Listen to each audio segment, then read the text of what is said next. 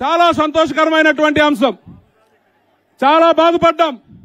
లోకేష్ గారు యువగలం పాదయాత్ర ఆయన ప్రతి ప్రసంగంలో కూడా కుప్పం టు ఇచ్చాపురం, కుప్పం టు ఇచ్చాపురం అంటే ఇచ్చాపురం ఎప్పుడెప్పుడు వస్తారా అని ఎదురు చూసాం. కానీ కొన్ని కారణాల వల్ల నిరాశ మిగిలింది. అయ్యో మళ్ళీ లోకేష్ అన్న గారిని ఏ రకంగా తెచ్చుకోవాలి నియోజకవర్గానికంటే ఆయన నాకు 10 సార్లు చెప్పారు, అరే మన తెలుగుదేశం పార్టీకి ఏదో దురదృష్టం ఉంది, ఏ పాదయాత్ర కార్యక్రమం చేయాలన్నా ఇచ్చాపురం వరకు రాలేకపోతున్నాం, ఎప్పుడు వస్తానని ఎదురు చూస్తున్నాను అని చెప్పి ఆయన పలు సందర్భాల్లో అన్నారు. అయితే శంకరావు అనే కార్యక్రమం ఆయన తీసుకున్నప్పుడు మొట్టమొదట ఈస్ట్ నుంచి ఎప్పుడు గెలిచే నియోజకవర్గం నుంచి తెలుగుదేశం పార్టీ కంచుకోట నుంచి నా ప్రయాణం, నా శంకరావం మొదలు పెడతానని ఈరోజు ఇచ్చాపురం నియోజకవర్గాన్ని ఆయన తీసుకొని రావడం జరిగింది. చాలా సంతోషంగా ఉంది. అయితే ఈరోజు ప్రధానంగా ఇది పబ్లిక్ మీటింగ్ కాదు, క్యాడర్ మీటింగ్. ప్రత్యేకంగా క్యాడర్తో ఆయన అందరితో మాట్లాడడానికి ఆయన ఈ కార్యక్రమాన్ని ఇక్కడ ఏర్పాటు చేసుకున్నారు. ఈ 4.5 సంవత్సరాలు మన రాష్ట్రంలో ఏం జరిగిందో మనకు తెలుసు. ఏ రకాలైనటువంటి సమస్యలు మనం ఎదుర్కొన్నామో మనకు తెలుసు. కనీసం మాట్లాడే స్వతంత్రం కూడా లేనటువంటి దౌర్భాగ్య పరిస్థితుల్లో మన రాష్ట్రం వెళ్తున్నటువంటి పరిస్థితి మనందరం కూడా గమనించాం. ఆ రోజు చంద్రబాబు నాయుడు గారు 2014లో 16,000 కోట్ల లోటు బడ్జెట్తో ఈ రాష్ట్రాన్ని తన చేతుల్లోకి తీసుకుని తనదైనటువంటి శైలిలో తనకున్నటువంటి విజన్తో రాష్ట్రాన్ని అగ్రగామిగా ముందుకు నడిపించారు. సంక్షేమం ఒక పక్క ఇచ్చారు, అభివృద్ధి ఒక పక్క ఇచ్చారు. రాష్ట్రాన్ని అన్ని రకాలుగా ముందుకు పరిగెట్టించినటువంటి సందర్భం మనందరం కూడా చూసాం. అయితే జగన్మోహన్ రెడ్డి యువకుడు, ఒక్క అవకాశం ఇద్దాం, ఏదో అద్భుతాలు సృష్టిస్తాడు అని చెప్పి చాలా మంది నమ్మి ఓట్లు వేసినటువంటి సందర్భం మనందరం కూడా చూసాం. మరి అటువంటి సందర్భంలో మీ అందరికీ తెలుసు ఈ 4.5 ఏళ్ళు ఏం జరిగింది. ఎక్కడ ఒక సరైనటువంటి రోడ్డైనా వేయగలిగే పరిస్థితి ఉందా? సంక్షేమం పూర్తి స్థాయిలో ఇవ్వగలిగే పరిస్థితి ఉందా? ఏ కార్యక్రమాలు కూడా ఆయన చేసినటువంటి సందర్భాలు లేవు. మరి అటువంటి పరిస్థితుల్లో మళ్లీ చంద్రబాబు నాయుడు గారు తన భుజానికి వేసుకుని ఈరోజు ఈ రాష్ట్రంలో జరుగుతున్నటువంటి అరాచకాలని ప్రజలకు తెలియజెప్పాలని ఆయన చాలా కష్టపడుతూ తిరుగుతుంటే జగన్మోహన్ రెడ్డికి భయం పట్టుకుంది.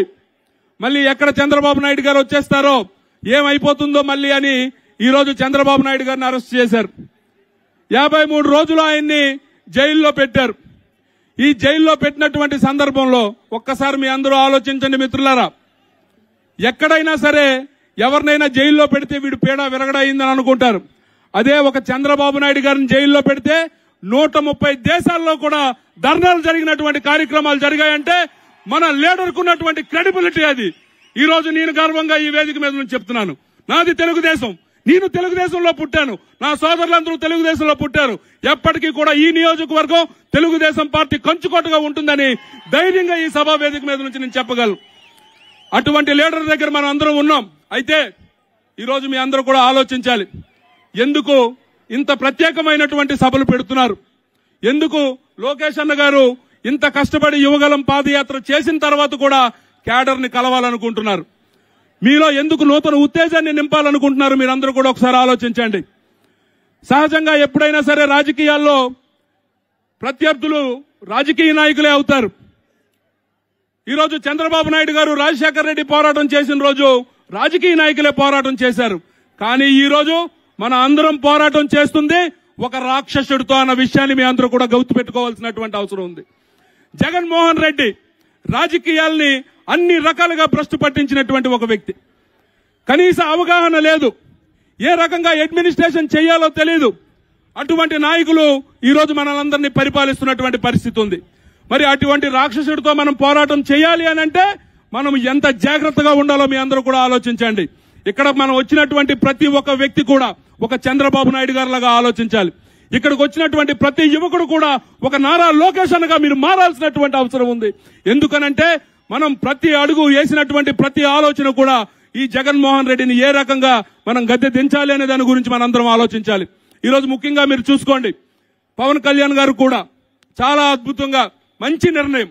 ఈ రాష్ట్రంలో జరుగుతున్నటువంటి అరాచకాలు చూసి ఎట్టి పరిస్థితుల్లో కూడా ఈ రాష్ట్రంలో పరిస్థితులు మారాలి, జగన్మోహన్ రెడ్డిని దించాలి అని చెప్పి చంద్రబాబు నాయుడు గారితో కలిసి ప్రయాణం చేయడానికి ముందుకొచ్చారు. దాన్ని కూడా మనందరం స్వాగతిద్దాం. ఏది ఏమైనా సరే నిజంగా ఈ రోజు చాలా సంతోషంగా ఉంది.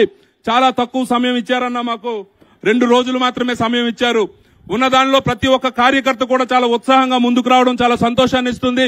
ఏది ఏమైనా సరే వచ్చినటువంటి కార్యకర్తలకి, నాయకులకి, కుటుంబ సభ్యులందరికీ మరొకసారి ధన్యవాదాలు తెలియజేసుకుంటూ, మరి ఇప్పుడు మన ఇన్ఛార్జ్